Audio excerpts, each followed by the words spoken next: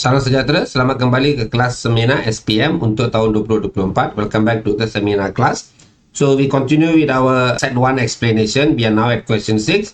So let's quickly dive into question 6 explanation. So question 6 is from chapter 4 of form 5, which is transport. Bab 4 tingkatan 5 adalah pengangkutan tumbuhan. So in terms of transport, there is basically 3 questions. Transpiration, translocation and also guttation. So dalam bab 4 kita ada 3 proses: transpirasi, translokasi dan juga gutasi.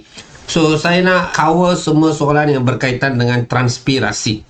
Bagaimana transpirasi berlaku dan juga faktor-faktor yang mempengaruhi transpirasi. I want to make sure I cover all the questions from this chapter. At the moment I'm covering the transpiration question. How does it happen and what are the factors that promote transpiration. So when we think of transpiration occurs through xylem. Transpirasi berlaku melalui tisu xylem. So soalan pertama yang kita boleh tanya ialah apakah penyesuaian, what is the adaptation of xylem tissue to transport water. So as usual, I don't want to give you an easy question. So I want to make it into, in quote, a kebat question or above average question. Saya nak jadikan soalan dia susah. Soalan senang ialah saya terus tanya kamu, apakah penyesuaian xylem untuk mengangkut air? That's the easy question. So how do we make it hard? We just ask you to write the opposite answer. By now you should know. Nak jadikan soalan susah, kita suruh kamu jawab apa yang bertentangan daripada yang kamu belajar dalam kelas. So if you look at the question, so kalau kita tengok soalan yang ada di sini, so soalan memberitahu ini adalah sejenis tisu tumbuhan, it's a type of plant tissue, and the labels are already given, so you know is xylem. Label is already given. So just to make the question appear hard, instead of asking you the positive question, I'm asking the negative question. Explain the effect to the plant tissue if the plant cannot synthesize lignin. So xylem, the wall should have lignin. Sepatutnya lignin ada dekat sini. So dinding dia sepatutnya ada lignin. Dinding berlignin adalah ciri untuk xylem. Lignified cell wall is the characteristic of xylem. The lignin is strong, at the same time is not permeable to water. Tidak terlap air, pada masa yang sama dia kuat. Itu ciri lignin. So the question here is basically informing us if the plant cannot synthesize lignin, what happens? Basically, you just write the opposite of what you learn in class. So, apa penyesuaian? In the class, what you learn is, what is the adaptation of xylem to transport water? Apakah penyesuaian xylem untuk mengangkut air? Antara penyesuaian yang sudah belajar, what you should have already learned, the wall is lignified. Because the wall is lignified, it is strong. Sebab dinding ada lignin, dinding dia kuat, dia tidak ranap walaupun tekanan air di dalam xylem tinggi. Even though the water pressure in the xylem vessel is high, the wall doesn't rupture because it's lignified. Itu yang kamu belajar dalam kelas. It's strong, it doesn't rupture. Dia kuat, dia tidak ranap. So soalan ini bagi tahu lignin tak ada. Kalau lignin tak ada, kita tulis jawapan bertentangan, iaitu sekarang dia lemah, it is weak, it can rupture, dia boleh ranap, dia boleh pecah. Is that the answer I have in here? Yeah, okay. So the first answer I'm giving, xylem vessel becomes weak, it may rupture because of high water pressure. Xylem menjadi lemah, ia mungkin ranap akibat tekanan air tinggi. I repeat what I'm trying to do here. Saya tanya soalan direct, apa penyesuaian xylem untuk mengangkut air? Soalan senang. Nak jadikan susah, saya bagi tahu dia tak ada lignin, apa kesan? Kesan dia adalah bertentangan daripada penerangan yang kamu belajar dalam kelas. Dalam kelas dia kuat, sekarang dia lemah. Dalam kelas dia tak ranap, sekarang dia ranap. That's all. Just give me the opposite answer. Kalau ada lignin, dinding kuat, tidak ranap walaupun tekanan air tinggi. If they have lignin, if this lignified wall, the wall is strong, it doesn't rupture even if water pressure is high. That's the first adaptation. Second adaptation is the second characteristic of lignin, which is not permeable to water. Because it's not permeable to water, if I bring the water molecule, I have one here.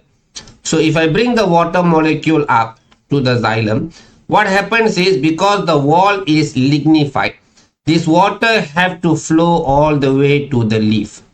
But dinding dia ada lignin, tidak telap air. Air itu perlu mengalir terus dari akar ke daun. Dia tak boleh mengalir ke sisi. Pengaliran air ke lateral. Lateral movement of the water doesn't occur because the wall is lignified. Ada lignin, air tak mengalir ke sisi, air tak mengalir secara lateral. Lateral movement of water doesn't occur because the wall is lignified. Itu kalau ada lignin. Soalan beritahu tak ada lignin. Kalau tak ada lignin, maksudnya pengaliran air secara lateral akan berlaku. Lateral movement of water will occur. Basically, it means xylem vessel will leak. Salur xylem akan bocor sebab air mengalir ke sisi. Kalau air keluar secara lateral, maksudnya kurang air akan sampai ke daun. Fotosintesis akan terjejas. Fungsi vacuole juga akan terjejas. So, I just need the opposite answer. The positive answer in class. Dinding berlignin tidak telap air. Kurangkan atau halang pergerakan air secara lateral. Lignified wall is not permeable to water. It prevents lateral movement of water is what you learn in class. Now, in exam, to answer this question, xylem become permeable to water. Lateral movement of water out of xylem occurs. Just the negative answer from the function you learn in class. Xylem menjadi telap kepada air. Pergerakan air secara lateral keluar dari xylem berlaku. So, dua-dua penyesuaian ini, both of these explanation is directly related to the wall is lignified. Kalau dinding ada lignin, if the wall have lignin, it becomes strong. It doesn't rupture. It prevents lateral movement of water. So that is the 2 marks for this question.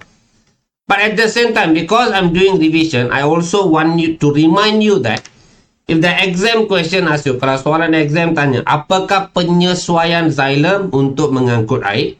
Saya dah bagi 2 penyesuaian. Dia kuat, dia tidak telap air.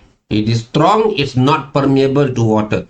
But there is another 2 adaptation. But that 2 adaptation is not related to lignin. It's related to xylem, which is xylem is a continuous hollow tube. Xylem adalah salur berongga berterusan. Kalau dia berongga berterusan, is hollow and is continuous, air boleh mengalir tanpa halangan. Water can flow without interruption because it's a continuous hollow tube. Itu adalah penyesuaian nombor 3. Bukan jawapan untuk soalan ini, but I'm reminding you, in terms of xylem, dia ada 4 penyesuaian. Penyesuaian ketiga adalah ini. Xylem adalah tiub berongga berterusan, air boleh mengalir tanpa halangan. It's a continuous hollow tube, water can flow without interruption. Penyesuaian nombor 3. Penyesuaian nombor 4 ialah dalam proses transpirasi. In transpiration you learn there is something called as capillary action. We will answer capillary action in one of the later questions. Capillary action will ensure water flows continuously. Pengaliran air berterusan melalui vessel xilem dibantu oleh tindakan kapilari. Tindakan kapilari akan dihasilkan kalau vessel xilem adalah sempit ataupun diameter yang kecil. If the diameter is small, they can create capillary action. So another 1 mark in terms of adaptation of xylem is narrow. It has high capillary action to enable continuous water flow. Dia sempit, tindakan kapilari yang tinggi membolehkan air mengalir secara berterusan. Take note, biasanya ini yang saya buat. This is what I do if a xylem vessel comes out. Is hollow uninterrupted water flow. Kalau dia berongga, pengaliran air tanpa halangan.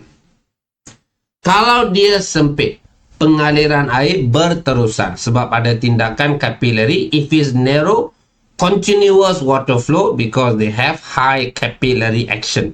So I've already given you, this is my objective.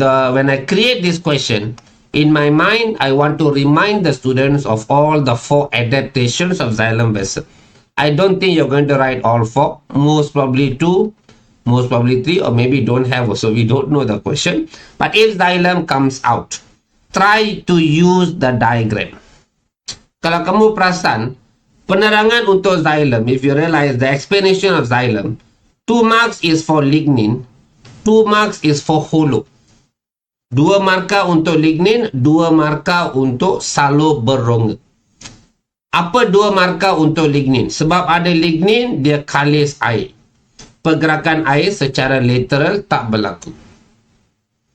If they have lignified wall, it's not permeable to water, lateral movement of water doesn't occur. The second answer for lignin. Lignin is strong. The xylem vessel doesn't rupture even if water pressure is high. Lignin tebal, kuat. Kalau dinding xylem kuat, walaupun tekanan air tinggi, dinding xylem ini tidak akan ranap. So kalau kamu ingat xylem, ingat lignin, lignin ada 2 penyesuaian. There is 2 adaptation related to lignin. Strong, not permeable to water. Another 2 answer is about hollow. Because it's hollow, water flows without interruption. Sebab dia salo berongga, air mengalir tanpa halangan. Itu salo berongga. Satu jawapan. Lagi satu jawapan, sebab dia sempit, salo berongga yang sempit, narrow, capillary action is high, tindakan kapilari adalah tinggi, air mengalir secara berterusan. Maksudnya, penyesuaian xylem, 2 markah untuk lignin, 2 markah untuk salo berongga. 2 marks for lignified wall, 2 marks for narrow vessel. Easy question. So I've already remind you of the answers in case the exam question they ask you adaptation of xylem. Positive question or negative question. Write back what I've already given you. So I consider this as a bonus question.